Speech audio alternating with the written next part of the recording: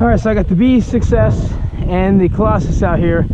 My daylight's running out. I'm gonna go get a chance to really drive one. I really just put the motor in this one, so I kind of want to see the difference in this. I do have a brand new motor in this one as well, but I'm gonna try to get this one too. I just don't know if I'm gonna be able to get the footage all captured on camera or not. We'll see. But let me go ahead and get the Colossus going, just because I really need to test this motor because I had a bad motor last time. So I'm gonna go ahead and. This is a 1480 6S 4292 Hobbystar. 4092 they listed. I got a 22th on it. Oh my god. I got a 22th on it. I can just tell where I pulled it at right there.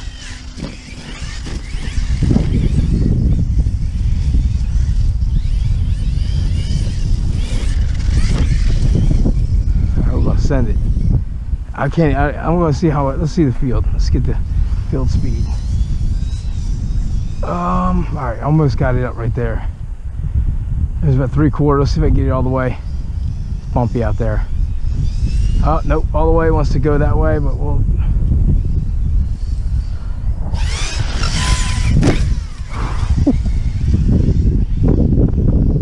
Oh come on, nice.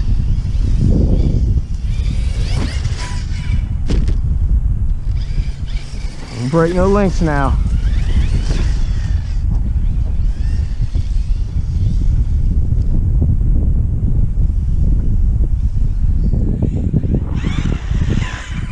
Ooh, bumper, bumper, bumper. Come on.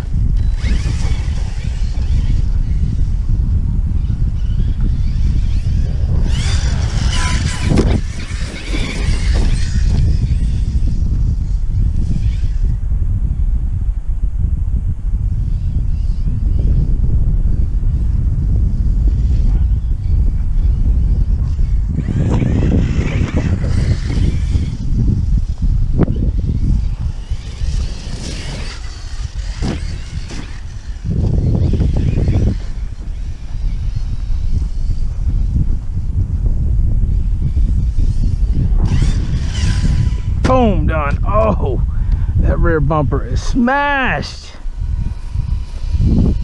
Yes, she is. Yes, she is. T-bone's coming soon. I already got them on order. It's all right. She tucked it a little bit. I realized I needed T-bones at the last couple runs when the only thing I was doing was pulling the bumpers out on this thing.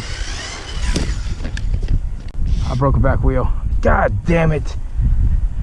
Oh, that was a turnbuckle link, I guarantee it. Hopefully it just popped off, maybe. All right, let's see, let's get this piece back in place here. All right, we tuck that like that, and looks about normal. Oh man, came down right on that wheel. And this thing is a beast, man. It really is a big truck. You know, it pulled through my body pin, that's what it did. I don't have Gorilla Tape there. Oh, I do. Pull through the Gorilla Tape. That was, you know, go watch it in slow mo. That was a nasty little jump right there, or landing, I should say, not really the jump.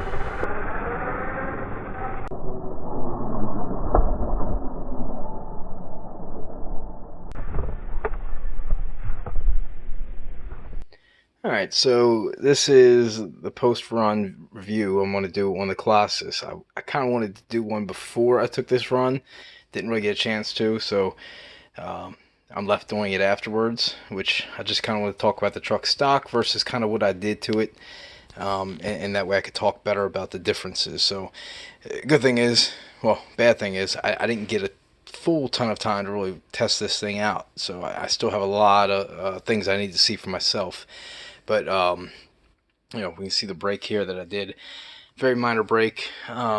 The only reason it's already not fixed for this video is because I'm not going to be able to fix it right now anyway. I'm going to start working on one of the other ones. But let's get this off. Even with the Gorilla Tape, that one bang out pulled my body pin through. So I'll reinforce that a little bit. Oh, here's the brake. So I lost my shock bottom, which is the reason I'm not fixing this thing right now. And that bothers me because I do not have another one that size on hand. So I'm going to have to order one, which sucks. But that gives me time to pull this bumper out. Hopefully my T-bones come before then. But You can see how mangled this is. And this is what I was trying to talk about in the video, how like on the front I put this tape on the sides of these. Now these are buckled in here right now too, but I'm not even going to mess with these right now until the T-bones come, because they're just going to get bent again. So this is a problem with this truck if you bash it. Now I'm using these metal skids on the front of this truck, so if you use these metal skids and you hit like that, you're bending them and it holds it all in place. This might have buckled and popped back out. First time I buckled without these, I did snap the inside brace, which is where I put the tape on it to begin with. So T-bone bumpers for this is probably the way to go if you're going to treat it like I've been treating it.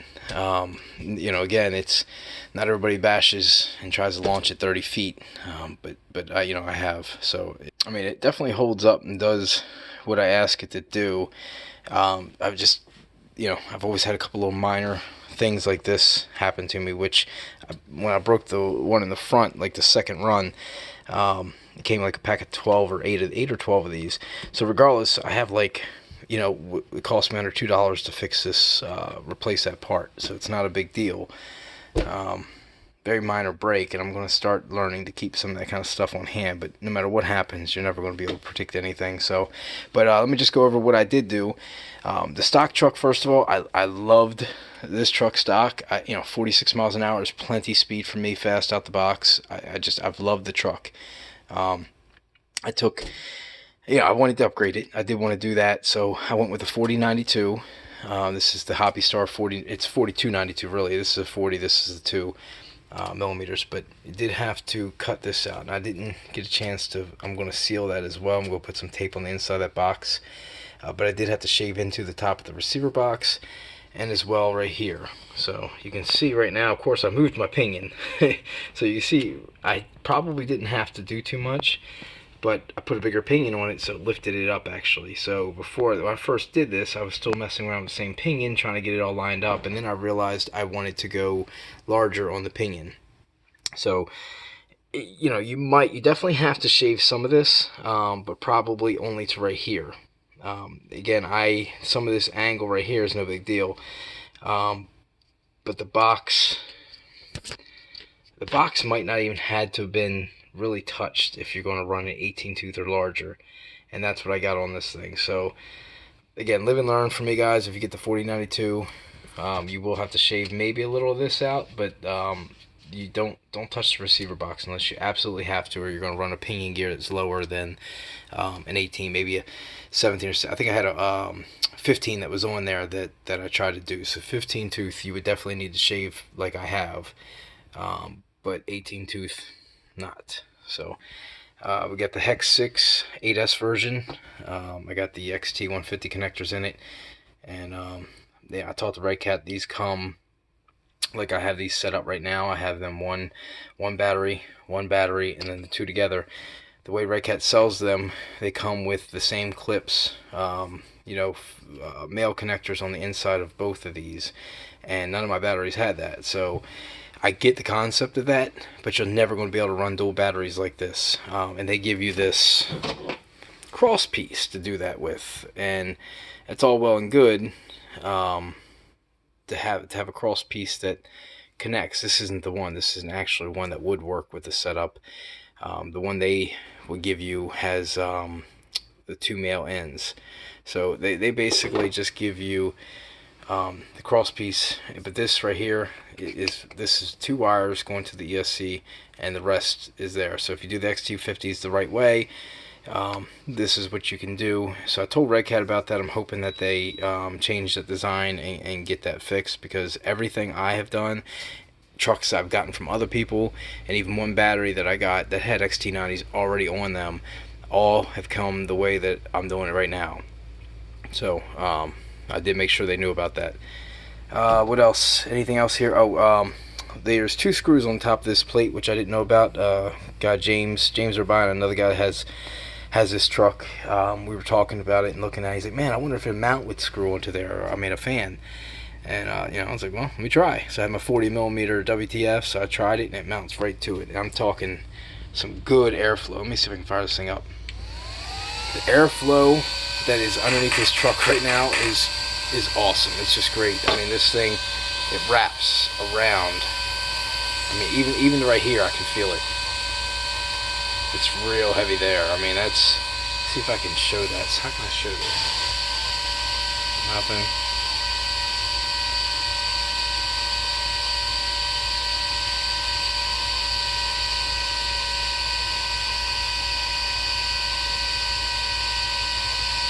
We won't even let the paper get close to it.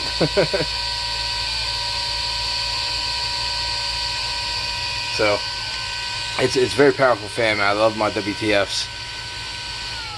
But, you know, that's a nice setup. If you didn't know, that's what those two screws apparently are for. And it's got the overhang. It's perfect. Blows on the hottest part of the motor. It should definitely help with cooling. And beats having to have that clip-on clamp style, which some people like, but I'm going to run with this until I see something different. This is here for keep my batteries from slamming back and forth. They tend to slide a little bit. So, you know, I got the clip here on this. This is from the Arma. So I used my battery strap from the Arma to wrap my batteries this way. And it's got the clip there to hold these so they don't flop around. And all in all, man, it was set for bashing. We just didn't get to do a ton. I mean, I think I got some good footage.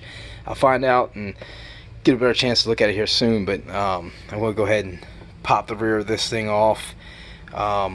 And get this off by the next time I get this thing running. It'll be up and going. T-bones come in, I'll have them installed before the next run. But all in all, man, this is an awesome truck. I love it. It's not going anywhere for me. You know, I'll you know, I don't know how else to explain how fun this truck is if you don't have it. No, I don't have an X-Max or anything like that. I decided to go with this over the X-Max. You know, I had to make the same decision everybody does, and I think the 46 miles an hour over the 40 out the box, or whatever it was, 41 for the X-Max before you put the speed spur on there. But you know, you can change the pinion gear on this a tooth or two, and also gain even more speed, make it faster. So it really comes down to bashability.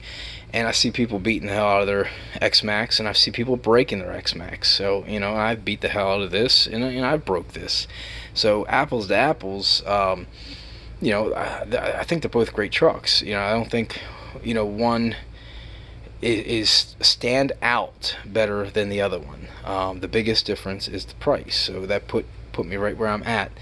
And I've been very pleased. It's not been a buyer's remorse. I think maybe I know some people that have had buyer's remorse over an X-Max, where they buy it and you get the price tag where you're $1,000 for a truck, and you're like, well, shit, you know, like, you know, it breaks, and then you're definitely feeling bad for it, or you're just trying to justify the fact that it's up there sitting on the shelf or something for, you know, $1,000 some dollars. Not everybody's got that kind of money just to not let it bother them, and I think that's what happens a lot of times. Definitely for the guy I'm talking about, because that, you know, we've had that conversation. But either way, man, it's an awesome setup. It's an awesome truck. It's definitely nothing to ignore and write off just because it's $300 cheaper.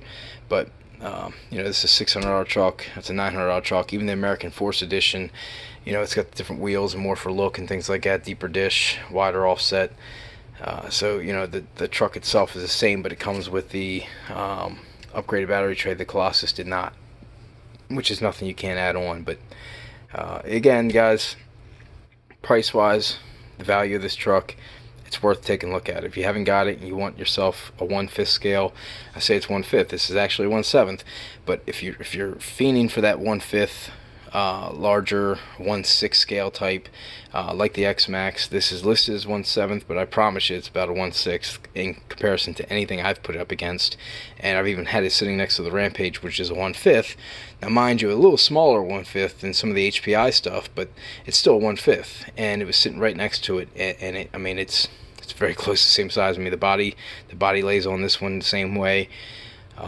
It's very close to the 1/5 Red Cat, which is about a 1/6 scale. So I do put this in probably about the same size as the X-Max, even though I've never had the two sitting side by side, but I have seen them sitting side by side. So I don't think you're going to have any problems with this truck if you get it that are going to disappoint you. It's just a well-made truck. It's very light for itself, and to me it drives like a 1/8 scale. So I love getting this thing in the air and watching it flip around, being so big. It's just a fun truck to drive. So, but that's all I got, guys. I'm going to go ahead and set this off to the side, and probably work on one of my other two trucks that need a little attention, and bring this one back out when it comes time to fix it. So Always unplug your batteries after your runs. Don't ever leave your batteries plugged in. You kill your batteries. So, alright guys, I appreciate everybody watching.